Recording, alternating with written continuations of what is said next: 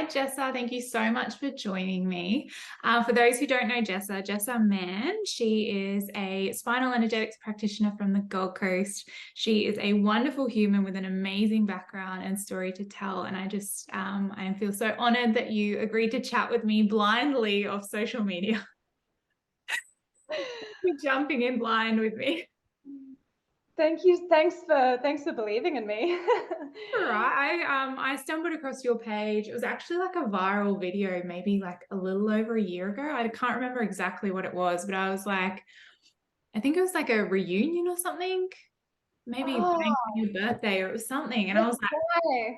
yeah, Yeah, for I my was birthday. like, this girl's amazing. I need to know where that jumpsuit's from. That's great, isn't it? I think it's called 1 Mile. That she's an Black influencer. jumpsuit. Yes, And yeah. you got me in with the jumpsuit, and then I stayed for the duckling saga. So I feel like Side joke. yeah, I feel like I know a lot about you.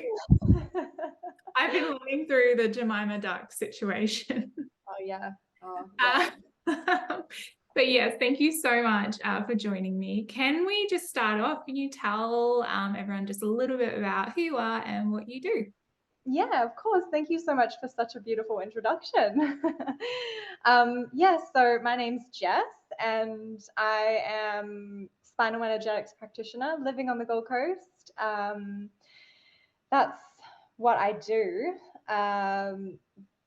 but have had my own growth in my health, and that's where all my, I guess that's how I am where I am right now. Is I was thrown to autoimmune diseases, and the journey of coming home to self and really starting to peel the layers off when you are diagnosed with two life-changing autoimmune diseases, and you learn that your life needs to change, and so you start doing all the inner work. And yeah, that's essentially my life, and why I do what I do and why I do spinal energetics is because I understand and know from a lived experience the importance of coming back to your body and learning to read your body, learning to understand the subtle nudges that our body gives us. And yeah, that's what I'm really passionate about. Yeah, So that's amazing. where I am. Yeah. Well, I was actually just reading an article that you wrote for Mamma Mia for years ago. Yeah. And I guess what a great place to start because I think women are more likely than men to be diagnosed with an autoimmune condition. And like obviously I'm a registered nurse. I've worked in the wards when people are in like that very acute stage, like they've just been diagnosed or there's been a flare up or they've, had bowel removed or something like that. And I never see people afterwards. And I think when I heard your story, it just blew me away how far you've come. So if anyone hasn't heard your story, could you tell us a bit about what exactly happened, how old you were, and how you knew you were unwell? Yeah. Essentially, to put it in a nutshell, I was 18, 19 years old and went to Thailand with a boyfriend and got really sick. I actually thought I had enteritis, and came home and was put on multiple doses of antibiotics, and they all failed me. And at that point, I started bleeding. And it's such a, bowel movements and whatnot, they're such an unspoken topic, especially for women, that, yeah, I At went. 18. Yeah. And Yeah. especially at 18, first boyfriend, just hot out of school, and started bleeding out my bum. And I thought, okay, this seems really serious. And so for a year, I suffered in silence because I didn't want to bring attention to that. And eventually, after a year of being really unwell, I was really, really sick, and everyone around me started noticing and said, can you go to the doctor? And went in for a colonoscopy and came out and was diagnosed with ulcerative colitis, which is an inflammatory bowel disease. Had never heard of it in my life. And as soon as I came out, I was thrown all these pamphlets about like how my life was never going to be the same, and you need to be on steroids for the rest of your life. You're going to have trouble conceiving. And yes, I went and I was in that whirlwind for 7 years. I tried every single drug available, a lot of chemotherapy drugs, immunosuppressants, and always knew that there was always like this part of me that knew my body could do it myself, and there was an emotional component to it, but I never wanted to address it. I thought, okay, I'll do all the drugs, I'll do the Western medicine, and yeah, was in a very, very unhealthy relationship at the time and knew that that was probably something that I needed to change, but wasn't ready for that. I was so young, and you think your first boyfriend's the one. So eventually underwent surgery to remove my large intestine. I got to a point of, yeah, essentially death. And I had an entire department of the Brisbane Royal Hospital around my bed telling me that I could go home and it was my decision to die slowly, or I could go through with surgery. And even at that point, I was so stubborn. I was like, it's fine, I can still do this. And was trying all the diets, paleo, autoimmune paleo, SCD, cabbage juice, marijuana, anything. And yeah, I couldn't beat it. And it felt like such a defeat having my large intestine out. And I remember going in for the surgery. I was 33 kilograms at that point. I was running to the loo 50 times a day, sleeping with my pillow in the bathroom. Couldn't make it 5 minutes down the road without pooing in a doggy bag. And yeah, so eventually just kind of gave into that and had the surgery, came out with an ostomy bag. And same time I came out with an ostomy bag, I was like, okay, I'm going to get rid of the boyfriend now, the fiance at that time, and had a year of living with an ostomy bag. And that was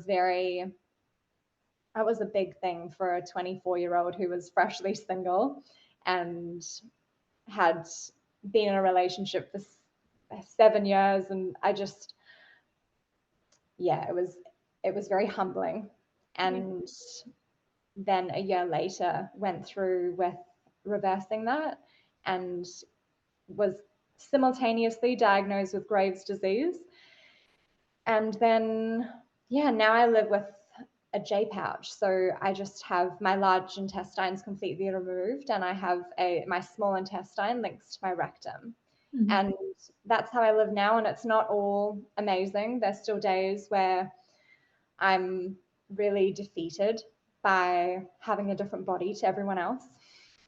But I've learned how to manage it. I've learned that emotions and unresolved, um, stagnant energy in the body is really the root cause of so many of our illnesses, and really prioritizing that in life. So, Yeah. yeah. Wow. I'm just sitting here like, oof, incredible. Like, you are amazing. So how old were you when you had the reversal? I was I was 24 when I had my large intestine removed, and I had an ostomy bag. And then at 25, at the 25, I had my the reversal to the J pouch. So it's been 5 years now Mm. of J pouch life. Mm. Yeah. Wow, just amazing. And I think as well, you shared recently that you've managed to be able to heal so far as switching off some genetic factors. That must have been like mind blowing for you. It blew my mind. Yeah, it was. I was not expecting it. I just went in for routine blood tests with a new naturopath, and she, yeah, gave me the news that I had reversed my autoimmunity. So my genes had switched off in terms of, yeah, the autoimmune gene. And that was amazing for me because I've been so dedicated to my health for 11 years, and it can be really exhausting when you are giving so much commitment to your body day in and day out, and you feel like you're getting nowhere. Mm. And for me, that was just a testament to my commitment to myself. And it may have taken 11 years to turn off my autoimmune gene, but oh, it's the best feeling in the world. I know, I can imagine. I read it and I was like, fuck, what is Yeah. this like? What? This can Yeah. happen because it's not something that we talk about in, obviously I'm Western health background and I'm slowly learning how much, I mean, we call it stress in Western health, like stress is a factor, but really I think what we're talking about is trauma, triggers, all those sorts of things. Yeah. You wrote a really beautiful book and I have not had a chance to read it. I'm going to be completely honest, but Oh, I'll just send it to you.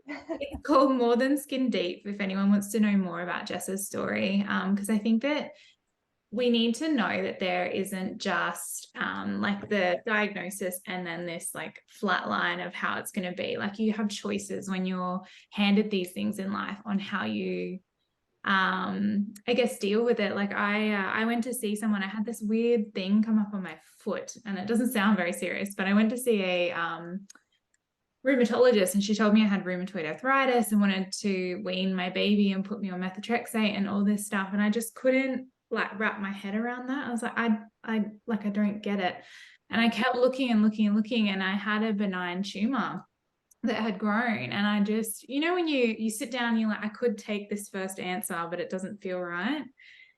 And I guess like that was years ago now, like 2 years, but I look back and I'm like, this was totally a trauma thing. This stress that I had carried in my life manifested in this way because it was meant to grow back and it never has. So you know, it's so important to know that there are options out there for everyone. And Yeah. especially something as serious as ulcerative colitis, that's massive. Yeah. I bet everyone in that surgical team that was around your bed is now probably scratching their head or wondering what happened. Jessa beat it all. That's amazing.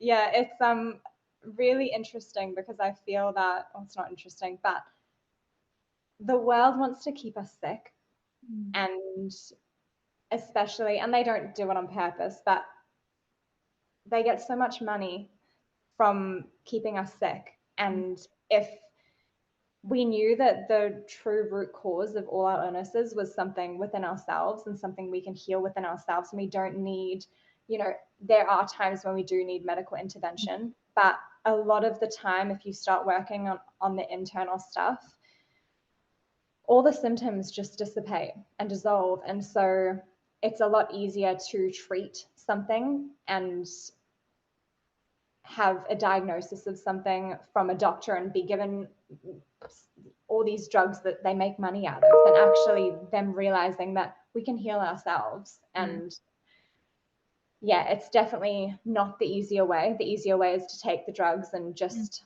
cover the symptoms, but at the end of the day, it's still going to sit there. And that was, I'm a prime example because I had ulcerative colitis and they removed my large intestine, but that trauma in my body needed to find another way to come out. And so it chose my thyroid. And it's why a lot of people with autoimmune diseases, when they get one, they get two, because they actually aren't resolving what's underneath all of it. Yeah, Yeah. it's amazing, isn't it? So your Graves' disease you manage obviously with a healthy diet now and that sort of thing, yeah? Yeah. Diet and stress, again, huge. Yeah.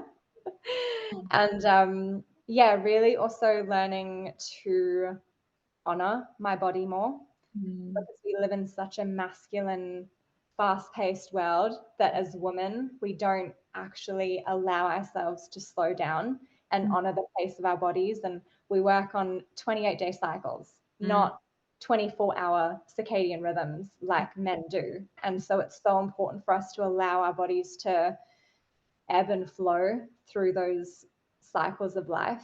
And I wasn't at all. And so really allowing my body to wake up and be like, no, you know what? I don't want to go to gym today, and have a slow morning in bed, or just finding ways to bring more of my feminine energy in to my reality rather than being dictated by a masculine world has been really profound for me in my all my health issues. So Yeah, incredible. When did the penny drop for you about having to look at, I guess, processing your trauma and your emotional baggage? Like when was that moment for you where I was like, maybe the physical stuff isn't working, maybe the medication isn't working? When did you look at that? I started looking at it when I had gone through both my surgeries for ulcerative colitis. So lost my large intestine, had the ostomy bag, and then had the reversal to a J pouch. And I found myself living in a loop of, even though my body was fine, I was still dealing with a lot of the stuff that I hadn't worked through while having my autoimmune disease. And I was noticing these patterns and behaviors come up. And I thought, okay, maybe this isn't a autoimmune thing. Maybe this is a me thing. Maybe this is something in me. And so, yeah. And at the time I had met a beautiful friend who was very awake in that realm. And so just started reading and started looking into it, and also I'd always known when having my ulcerative colitis, when being diagnosed with it, that there was another way to heal. And that's why I was so involved in the diet side of things. I studied nutritional therapy during the time, because I knew that when someone tells you can't heal this, you're with it for life. It's the most trapped, most suffocating feeling ever in your body, to be like, you're never going to be able to move on from this. And I just couldn't take that as an answer. And I knew that intuitively, I knew there was another way. And so I was looking at the food component. And then when my body was in a healthy state again, and I noticed myself still creating all these patterns and behaviors, I was like, okay, this is an emotional thing. And so I started getting into nervous system regulation, started breath work and meditation and sitting with self. And I noticed that the flares that you have with a J pouch were starting to dissolve, and I wasn't having them as frequently. And I was like, okay, I'm onto something here. Yeah. Yeah, amazing. I love you said sitting with self, and I used to be like, yeah, I'm fine. I can sit with self. And then I sat down and like set a timer on my phone for 10 minutes, and I'd get to like 4 minutes and be like, surely this timer's broken, you know? And it's real interesting, like how you think that like you're cool, you got it, it's all, you know, fine. And then you're like, wow, it's actually really hard to sit down by myself. Like even with breath work, oh, the resistance to breath work is real for me. And I'm pregnant, so I'm like, yeah, free pass for a little while. I don't have to breathe. And I know that I will get back into it, because the stuff that comes out of breath work, like in terms of trauma and the downloads, are just incredible. But yeah, just thank you so much for sharing. Now you are dating a really wonderful man. So I haven't met him in person. I haven't met you in person yet, but I plan on coming to the October event if I'm not like Amazing. 300 weeks pregnant, but we'll see. So you guys met. How did you meet? Yeah, we actually met at Stillness. So when he first moved to Australia, I used to go to Stillness prior to him moving over. And yeah, we met at Stillness, and he was not open to women at that stage. He was in his journey of celibacy, and I am a Scorpio, and I like to go for things that I want. And but yeah, we were just it took us a while to actually connect. And for me, I always, as soon as I met him, I was like, oh, he's my man. He's definitely my man. But I really bided my time with that. And eventually he went through his own journey of coming to terms that he didn't want to be celibate anymore. And I was the woman. So lucky me. Like Yeah. your Scorpio persistent self. Yeah. My fiery emotions. Well, it's obviously paid off, because yeah, the way he speaks about you is just divine. Like there was a group of like, I think it was like 14 of us, and we're sitting there, we're like, oh, it's amazing. I know in my own marriage that getting to understand like masculine, feminine energies and the dark and light and all those sorts of things has been a game changer, in terms of like I'm not pushing from a place of like trying to be the boss anymore.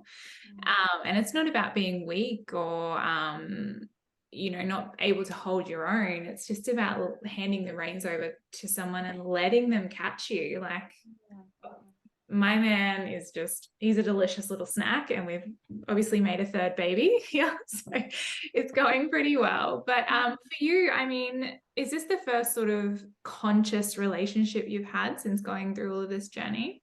Yeah, I was it, and yeah, so to start with, yeah, he's my first conscious relationship, and before that I had some very traumatizing relationships, and my relationship prior to Rye was a very abusive one, and it's fascinating to witness um, having all that stuff come up now in a healthy relationship, and noticing my own protective mechanisms of how I protected myself in my last relationship, but I don't need to do that in this relationship. And it's really like so much retraining and relearning with myself of, okay, you can just give someone else the reins has been huge. Like finding a man that you really trust in order to choose, like it's our, as women we choose to give someone the reins. We can take the reins ourselves. We're independent when we need to be,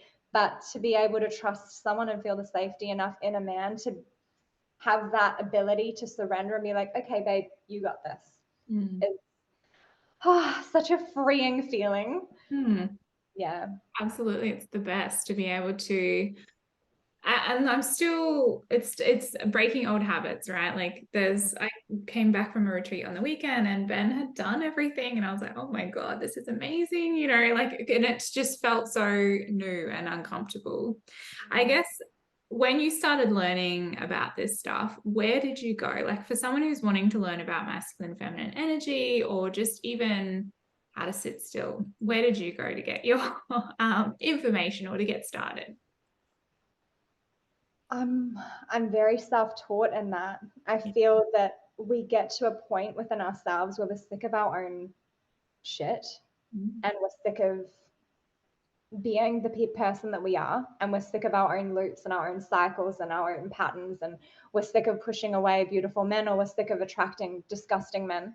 And so when we decide that we're no longer the victim of that, and we actually have a decision and we have the choice that we actually attract these people for a reason, then yeah, we start being able to do the work and actually sit through the uncomfortability of stillness, because there's always something in it for us. And yeah, I went through a stage of just attracting awful men, and I was really sick of it. And I studied NLP, so I knew that, okay, this is my choice, this was my decision, I've attracted these people for a reason, and I can't play victim because I'm creating this.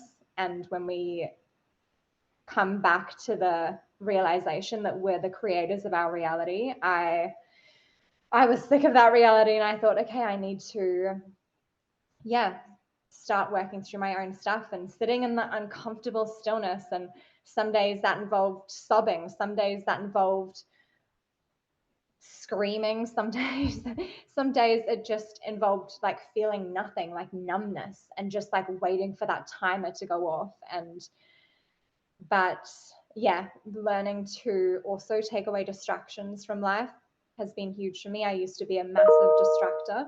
Mm.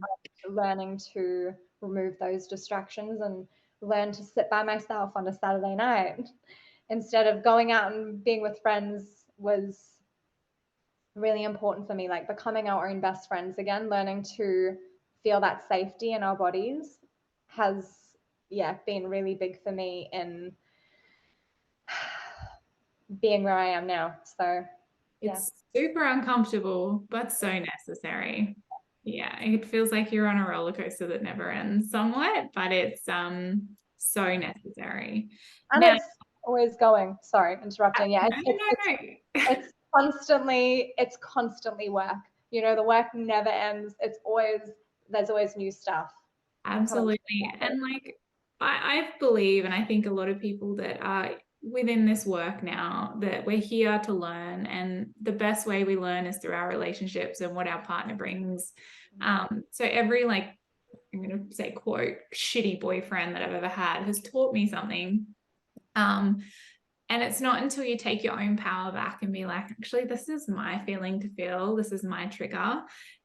And realizing that you don't have to feel that way about something. Like when Ben and I we were fresh married and we just had a baby and we'd had a fight, and I like grabbed my daughter and like put her in the car and I was like, I'm leaving. And he's like, okay, like where are you going? Like why are you leaving? I was like, shit, it's not working, like those old patterns. Mm, But it's so good to change that and be free from that. I Now, agree. you, my darling, have studied spinal energetics. Now, I want to touch base on that because I have no idea what it is. I'm so interested. I originally saw it on a Netflix documentary. I think Gwyneth Paltrow did one on spinal energetics, and I was like, this can't be real. And then I stumbled across your page when you were doing your training. I was like, this is real. So, Yeah. can you talk a bit about that and I guess the basics of it? What are you trying to shift or move? Yeah, so the Gwyneth Paltrow, it's great. It's called Goop. I don't believe it's not spinal energetics, but it's energy work. Okay, And yeah. it was with a moment with her partner. Was that the one you're referring to? No, she saw a chiropractor who put Oh, her on the bed and was moving her around. yes. Well, I don't even know what modality that is, but Okay. very similar. Yeah. So Yeah. spinal energetics was created by a chiropractor slash counselor slash Reiki master. Her name is Dr. Sarah Jane, and she created this modality to bring Eastern and Western together. And essentially, what it is working with the spine, because our spine is the highway of our body and we store so much in our chakra system. Like all the stagnant emotion and energy is stored throughout that central nervous system. So what we do is we create space for you to unwind tension from your body, and that like is this stagnant emotion sitting within our chakras that we don't need to be conscious of. That's the thing with compared to like things like breath work is you're releasing something and you know what you're releasing. Whereas with spinal energetics, it's very subtle. It's a subtle modality where we're just moving energy out of the stuckness and through the body so that you can be in life again and just have that removal of Mm. of stuff that doesn't need to be there. And I actually had a spinal session with a friend recently, and it was profound for me. And it's creating that mind body connection where our bodies innately know how to remove energy and stuff from our bodies. We just don't give ourselves the ability to do that. And so, spinal energetics, we work with the body to discover where there are blockages, and then we call them activate those centers of energy so that you can move that energy through the spine again. So it's creating the goal of it is to create beautiful flow through the spine so that Mm. yeah, can just live in our bodies more and not have this stuff sitting there that is unresolved. Yeah. Yeah. I think part of the discomfort was that we don't know how to live without this stuff. Like we carried it our whole life. That I got bored the other day and I was like, what, how do I be bored? Should I create some drama? Yeah, I need some chaos. Need some chaos because we're not, especially if we come from backgrounds of having so much chaos and drama in our lives, we try and create it in other ways. And Mm. I've noticed myself doing it. I came from a beautiful family but quite chaotic, and then all my relationships have been chaotic, and so now I'm sitting in this beautiful relationship with Ryan. I'm like, where can I create drama today? Yeah, and it's so subconscious. And then like you bring yourself to it and you're like, oh, actually, no, we don't need that in our life. Um, I digress. Anyway, your spinal energetics. So can anyone do it? Is it for anyone? Like you don't have to be like super bendy because some of the videos are insane, like that I've Oh, seen. yeah, no, not at all. And someone will have an internal experience, which when you look at, you won't see any movement, Mm. but they're having an internal experience. Just like introverts and extroverts, we express differently. And so someone may have a really introverted experience on the table, and some person may have a really extroverted experience on the table where you do see all that movement. Mm. Um, but essentially, yeah, anyone can do it. Um, It's a very gentle modality. I prefer it. I prefer it over breath work because, like you, I also have a blockage to breath, and that actually comes from my autoimmune disease. And I know that's something I need to work through because it's that letting go of control, which Mm, is huge for me. And so in breath work, I'm like, I'm letting go of too much control, and it's that trust in your body. But spinal is a beautiful introduction to trusting your body again, because you know you're not losing your mind doing it. You're very in your body. In fact, it brings you more into your body. So mm. it's a really beautiful, yeah, beautiful, yeah, introduction to trusting our bodies again. Yeah, I love that because I think like I blindly went to a holotropic breathwork session. I Yeah. was not in this work. I was maybe 1 year postpartum. I was like, something's got to give. Like, I can't live like this. It was a dabble. I was like, holy what just happened to me? Like, I love that. Like, baby steps. Let's take some energetic baby steps, really. Yeah, absolutely. It's I've seen people just through Ryan, what he does. I've seen people turn up to these events for a deep breathe and they've never breathed before. And I'm like, you are a very brave human. Like, amazing that you can Yeah. trust your body that much. It's incredible because I can't do that myself. I'm very much a like tiptoe in kind of woman. So Yeah, well, it was the biggest relief in my life, so no regrets. But I love that you're offering a gentle alternative as well. Where are you practicing from? So how do people get in touch, book with you, all of those good things? I'm on the Gold Coast. Okay. So yeah, I just practice from home. I have a spinal room at home, and yeah, you can get hold of me on Instagram. Okay, awesome. And we can see Yeah. Oakley the dog. And you can see Oakley the dog. Yeah, unfortunately, I don't have the ducks anymore, but I do have a dog, and he's really beautiful. Yeah. He's a Yeah, great. I can sense the true love there for sure. So Jessa on Instagram is jessa.mann, M-A-N-N.